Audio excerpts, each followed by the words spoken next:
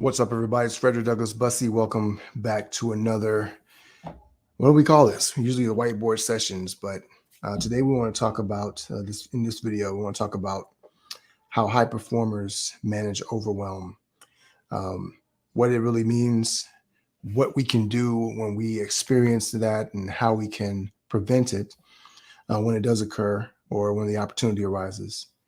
Let's go to work.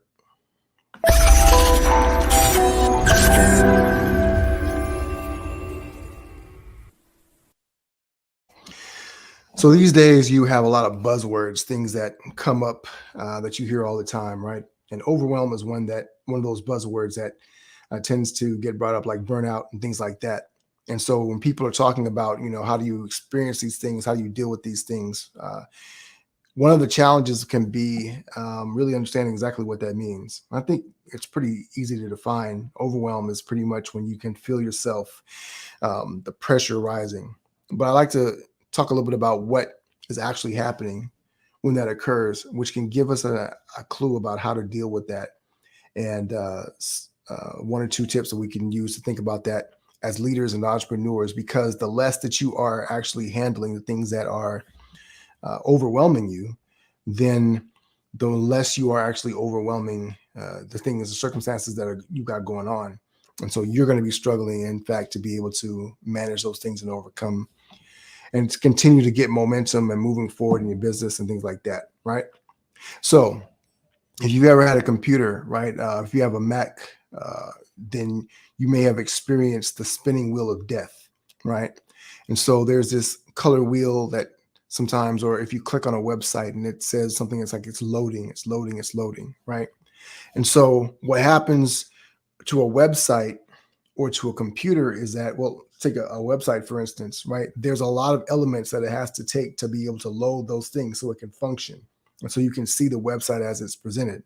One of the things that I learned when we were building a website, when we were working on a website years ago, was that at that time, the greater the size of the pictures, right? So you got a hero image that loads on your website, and the greater the size of the picture, then the longer it would take to load that thing, right? And so the more elements that you have to a website on a particular page, you would have less of a capacity. You would need more capacity for your computer or the internet or whatever the case may be to be able to do that.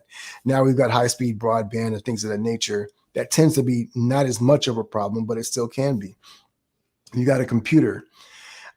The computing capacity, the CPU capacity of your computer to be able to manage the programs that are loading or are running is going to be the issue at hand. So if you have too many things running at once, things that are running in the background, etc., it's going to affect your computer's ability to be able to process the information, to be able to run the software, and to be able to take out the tasks or carry out the task or functions that are at hand. And so if that's the case, you've got a lot of different things going on at once. And so in essence, that is what happens to us as human beings. We begin to be, we have processes in our minds. And so what happens is that there's a lot of different functions that are happening at once, right? We got the physical things that are required for us to be able to, physically just be able to live, to breathe, eat, whatever the case may be. And then you've got the emotional capacity, you've got the actual tasks that you're focused on. All these things come into play when it comes to being overwhelmed and getting things done. Now, before I dive into this any further, if you're watching this on LinkedIn, Facebook, or YouTube, then drop a comment below. Let me know where you're watching this from. And if you have questions or thoughts that are coming up, let me know what you're discovering in this process, right? So we want to move from there. So that being said, got a lid on my shirt. All right. With that being said, what happens when your CPU can't handle the load, when your mind starts to be overwhelmed by all the things that you have to do, right? And in the course of a day as an entrepreneur, you're going to have to be managing, putting out fires, dealing with HR issues, dealing with employee issues, dealing with revenue issues, managing the bank account, managing the marketing, managing all these different things that are happening at once. Oftentimes that can put you in a position where you feel like, I'm overwhelmed. I just can't do it anymore. We all reach a point where sometimes we just want to tap out. Here's the thing though, if you feel or understand that everything is depending on you, then that can be an indicator that you need to be able to make a shift in how you're running your business, how you're thinking about your business, and how you're getting things done, and how you're also managing yourself as a leader. Now, if you're a high performer, you pride yourself on being able to knock it all out, to get the most done, to do it at a high level, to be extremely efficient and proficient in what you're doing. But the key to being able to get more done and the key to not being overwhelmed by getting more done is to understand what's actually happening in the process, right? There's an analogy I like to use with clients sometimes, and I call it the burning house metaphor, right? Which is essentially that if you were in a burning house, if you were in the middle of the night, woke up and your house was on fire, but you got a ping on your cell phone at the exact same time saying there was an urgent email, whatever the case may be, what would be your priority, right? Would you answer that email? Would you take your hind parts out of the house, right? Would you run out of the house to safety? Obviously, you wouldn't sit there answering an email when the house was burning down around you. And I use the burning house metaphor as an example because oftentimes what happens for us is that it feels like everything is burning down and we're not clear how to move forward, right? So it's the lack of clarity that actually creates the burning house around us. And so you can also use that analogy and say, well, if my house is down, clearly be that I should get myself out, right? Hey, Toussaint, been on the fence with your business for 2 years. We'll talk a little bit about that, right? So overwhelm can often present itself like indecision. And so what happens is we feel like we can't or are incapable of making a decision because we're spinning our wheels. We're just trying to go around and around and chasing a thing. And then the process of not being able to make a decision starts to drive us crazy a little bit, right? We start to feel as though I don't know what I'm doing. I don't know where I'm going. Things aren't working. And it's very hard. If you've ever driven a car that's been stuck in the mud, it's very hard to go anywhere if you're spinning your wheels, right? This is often what happens with us. But also what happens is when you're spinning your wheels, you start to lose control. You're not steering anymore. If you start to steer, you might just spin in circles because you can't get the traction that you need. What you got to be able to do is anchor yourself in a clear thought, a clear direction, a clear path. And so one of the things we want to do is learn how to remove things, not add more on.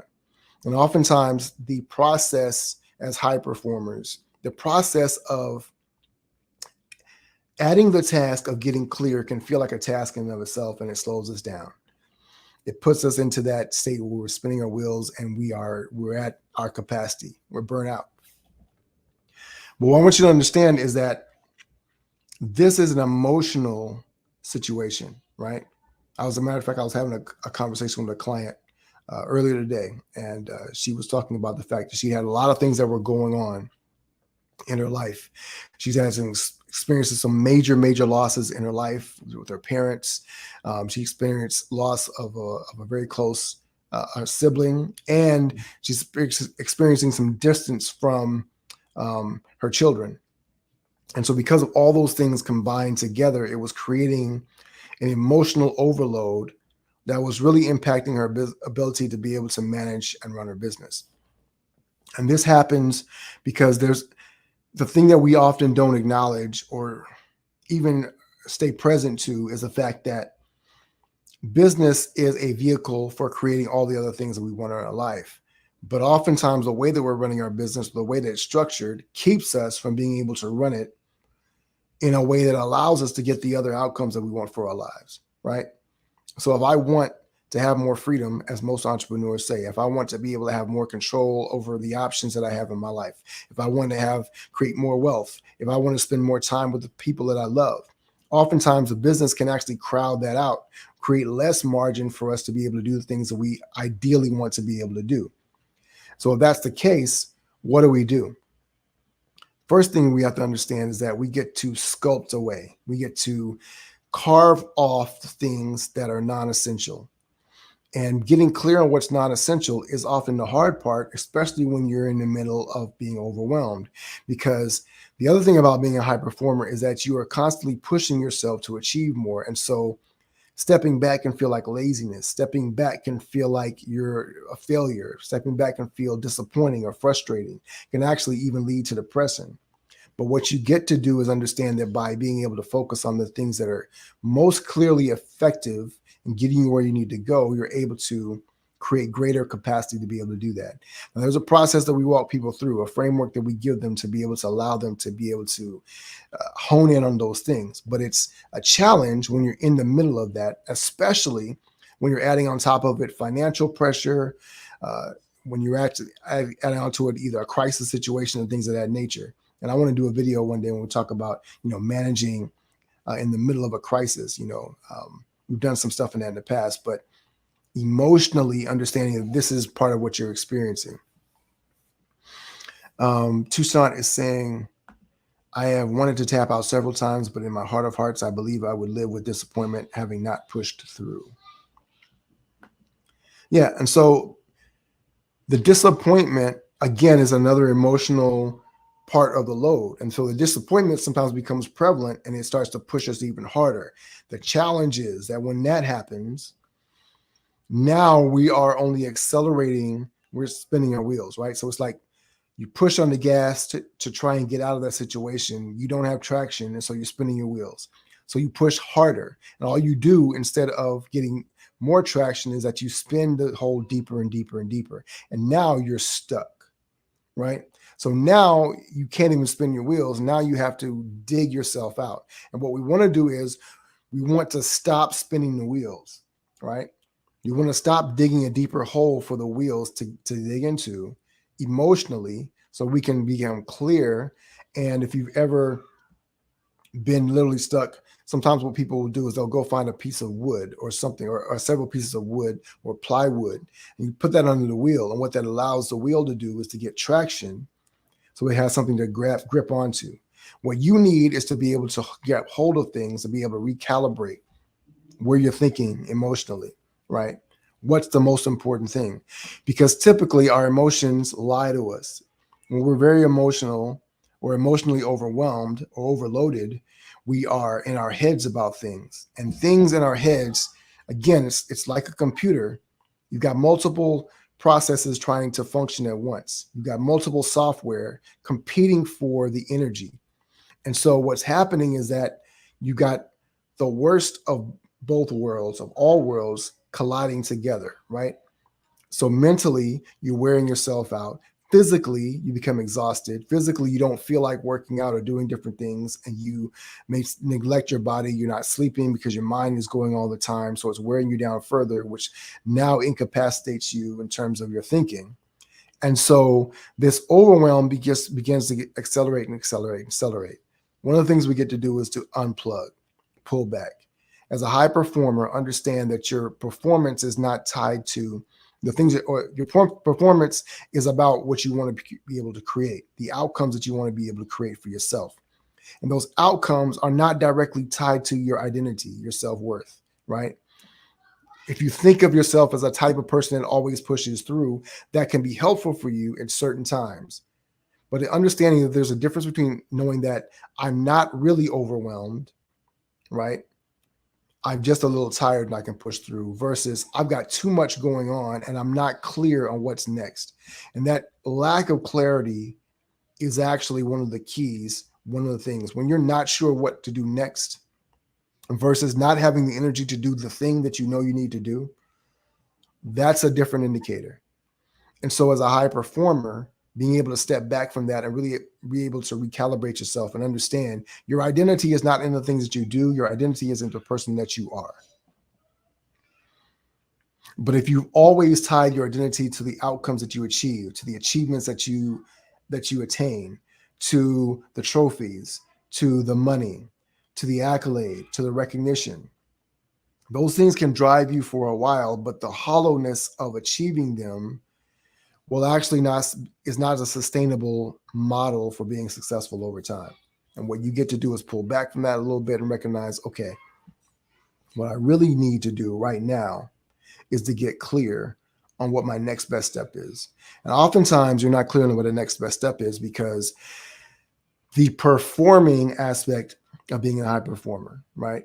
has actually stripped us of our power because we are tying our identity to our performance and the outcomes. And when we are lacking momentum and we're not moving forward, or we've achieved things that don't feel significant enough for us after we've attained them, that can leave us feeling, I don't know what to do. And so we start to stack tasks. We start to take on more things to feel more significance, to feel more meaningfulness in our lives.